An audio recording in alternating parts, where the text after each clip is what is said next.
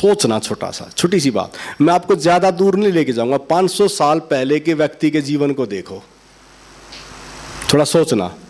500 साल पहले कोई व्यक्ति जब जी रहा होगा उसके जीवन को देखो थोड़ा सा, और जो 1000 साल पहले जी रहा होगा उसके जीवन को देखो, और जो 100 साल पहले जीवन को जी रहा होगा उसको देखें।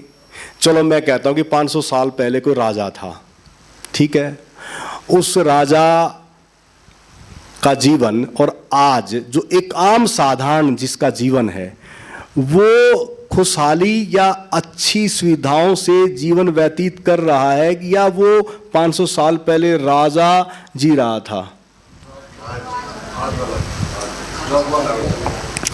एक छोटे से रूम में किराए पे रहकर भी वो जीवन जी रहा जो कभी राजा नहीं जी पाया। थोड़ा समझो यार, आप क्यों नहीं समझ पा रहे? छोटी सी बात को तो समझ के देखो। यानी कि जो व्यक्ति आज सुविधाओं से परिपूर्ण है, बाहर की परिधि पर आपके चारों तरफ, अब इस समय स्वर्ग निर्मित हो चुका है। आप क्यों नहीं समझ पा रहे हैं? यानी कि इस पूरी पृथ्वी पर जो ये समय है, इससे उत्तम समय मानव के जीवन में कभी नहीं आया है। इसको समझ लेना। अब विज्ञान भी अपनी चरम पर है, ध्यान देना। और अध्यात्म को भी ये मत कहना कि ऐसे ही है। अब इस समय भी अध्यात्म अपनी चरम पर है और सदा इस पृथ्वी पर, ध्यान देना, सदा इस पृथ्वी पर बुद्ध पुरुष रहता ही रहता है। और ध्यान देना, एक नहीं रहता, अनेकों बुद्ध पुरुष सदा इस पृथ्वी पर रहते हैं। इसलिए आप ये ना समझना ये पृथ्वी कभी बुद्धों से वंचित रही है।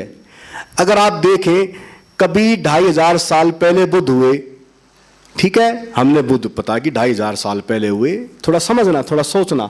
उससे पहले हम सोचते हैं कि पता नहीं क्या युग रहा होगा। अरे उससे पहले भगवान श्री कृष्ण, भगवान राम, और उससे पहले कितने ऋषि, कितने आचार्य, कितने मुनि, कितने साधु रहे।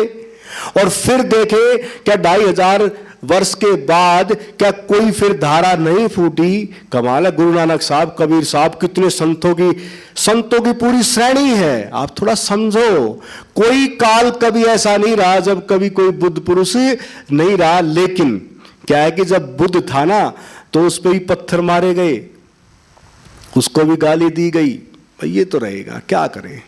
और कभी राम था तो उसको भी कुछ ना कुछ प्रताड़ना झेलनी पड़ी। ध्यान देना, इसको थोड़ा समझना, इस विज्ञान को भी समझ लो। और गुरु नानक साहब को भी जेल में डाल दिया, कबीर साहब को भी जेल में डाल दिया। आप इसको थोड़ा समझना।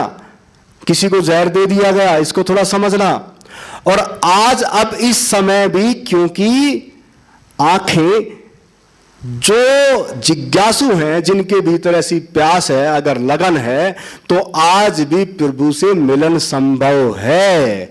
इसलिए मीरा के भीतर तड़प थी, ये तो अभी की बात है, तो वो उस गोविंद से मिलन मनाया, वो प्रभु से मिलन किया। और मैं कहता हूं कि अगर आपके भीतर भी वो तड़प है तो मुझे पता है कि वो मिलन होगा। लेकिन मुझे इतना पता है कि अभी आप उस विश्वास से परिपूर्ण नहीं है। आपको ये विश्वास ही नहीं है कि ऐसे युग में ये संभव है। आपने कलयुग मान लिया है, जो कि मैं कहता हूं कि स्वर्ग है।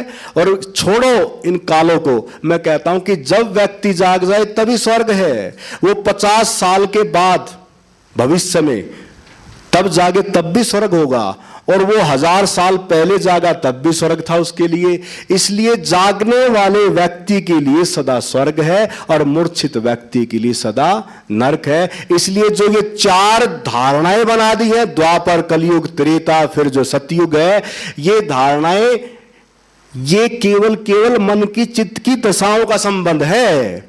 लेकिन हमने उनको कैसे बांट दिया? युगों में, पता नहीं कितने करोड़ों वर्षों में, कोई वर्ष कितने ही बना रखे हैं। एक चीज बताओ, प्रभु के राज्य में कोई समय थोड़ी ना होता है। परमात्मा के राज्य में क्या समय? सब कुछ उसी में है। ये तो समय बाहर की प्रकृति के आधार पर समय है। अगर पृथ्वी घूम रही है तो उसका अपना एक नियम है। मैंने कहा था कि बाहर की परिधि पे एक अपना नियम है, एक धर्म है। अगर इस पृथ्वी का अपना एक नियम है तो बस वो नियम है। लेकिन परमात्मा का कोई नियम नहीं है, इसको थोड़ा समझना। अगर परमात्मा का नियम होता तो मामला दूसरा होता। हां, इतना है कि ऊर्जा के जागृत होने का नियम है। इसको थोड़ा समझ लें, ताली बजाओ, महत्वपूर्ण बात है। ऊर्जा के जागृत होने का एक नियम है कि जैसी ऊर्जा जगेगी वो ऊपर उठेगी, उसका नियम है। अगर वो ऊपर उठेगी और वो फिर विलय कर जाएगी परमात्मा में, क्योंकि परमात्मा जो है वो तो सदा आपके चारों तरफ आज भी और अब भी मौजूद है। आप उससे कभी दूर रहे नहीं। शरीर में है तो भी आप उसी के साथ हैं, जब शरीर में नहीं रहते तब भी उसी के साथ रहते हैं। इसलिए कण कण में परमात्मा नहीं, कण कण ही परमात्मा है। मैंने कल बताया तो था, आप बोले कि परमात्मा, आपने तो कहा था कि 500 तत्व परमात्मा के, और परमात्मा का पहला कड़ी और परमात्मा का पहला शरीर। लेकिन हम सोचते हैं कि नहीं, शरीर को कैसे परमात्मा कहें।